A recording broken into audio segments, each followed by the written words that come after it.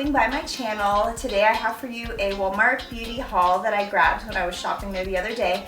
I don't know about you, but I typically try to avoid the makeup section lately because I keep finding new things I want to try out. Wet n Wild, the contour palette that I have posted about before, and I'll link it probably up there. They have two color shades.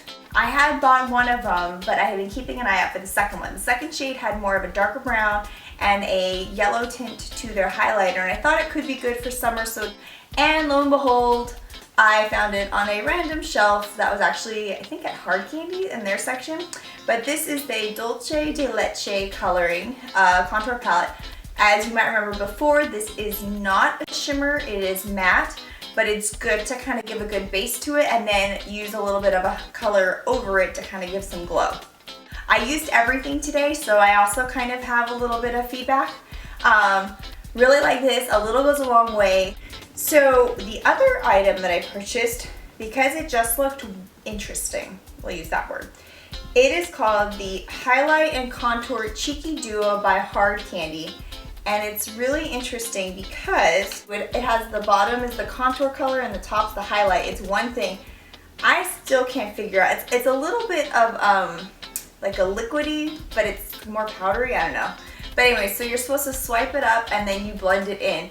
It's very interesting. It did give some good shimmer, but the color was good. They had a couple different choices. They also had some that looked more like blush as opposed to this where it's more of a bronze and a highlight, like the traditional colors.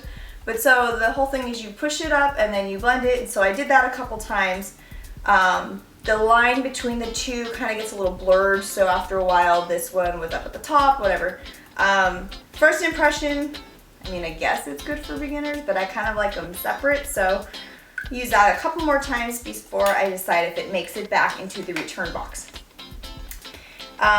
Also by Hard Candy is called Glamouflage Light. It has two ends to it. One end is a concealer and one end is supposed to be more of a tint of like a foundation color. So I'll be honest, I wasn't really sure at first looking at it. It's not labeled which is which. So I was like, I don't know. So I picked one and I guess it was the right one. I don't know, it was kind of weird, but this is in the medium shade. I believe they both twist up a bit, so it has some amount of product in there. I mean, it's a little bit thick for me, but I used it on some of my trouble areas and I could still see them afterwards, so not too sure about this one. Also from Hard Candy is called Stay in Line. This is a gel eyeliner, which I don't understand the gel part because it seemed like a regular crayon. But this is in a plum purple color or eggplant, excuse me, eggplant. And it has also a smudger on one end, and I think if you pull it out, if you pull that part, the smudge out, it has a little sharpener thing for it. So I used it today. It looked more black than purple, but I thought, you know, why not try it? All of the Hard Candy stuff's pretty inexpensive.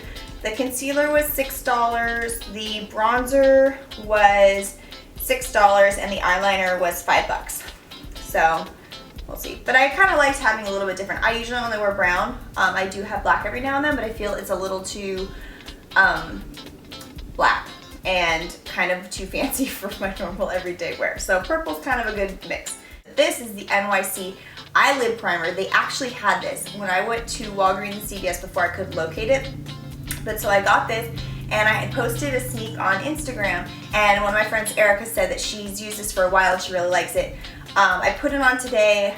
I can't tell, like, does it still look like my eyeshadow's there? I didn't put that much on eyeshadow, but this was a real pain in the butt to try to get off the lid. I think I tried like 10 times this morning before I finally got it off, but now it's a lot easier. But I liked this. This was only $3, so that's a really good price. And then I stopped at the e.l.f. little end cap spinny thing, and so I bought this 3-in-1 mascara.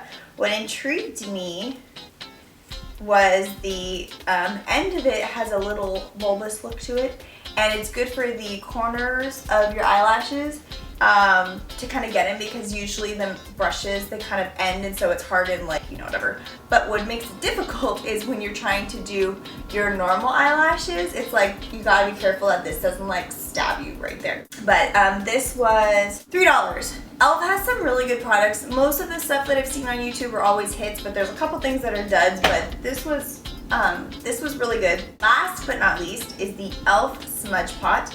This color is in Brownie Points. It is a metallic-y brown bronze. A little of this goes a long way. Because I wanted to try everything today, I had used already the purple eyeliner, and I was like, oh, okay, brown, like what do I do with this? So I used my brush, and I was just gonna do it kind of like in the crease of my eye. And I dipped it a little bit and I started putting it on. It was like so much brown, like everywhere. So I had to use my makeup wipes to take it off. It had some good coverage on there.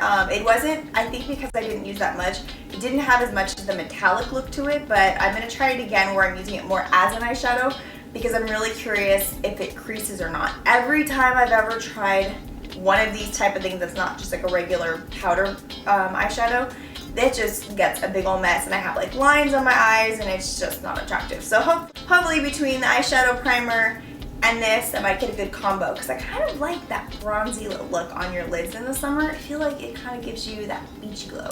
I don't know. Anyways, thanks for tuning into my channel. Make sure you subscribe so you can find out in a couple weeks what is staying and what is going back to the drugstore.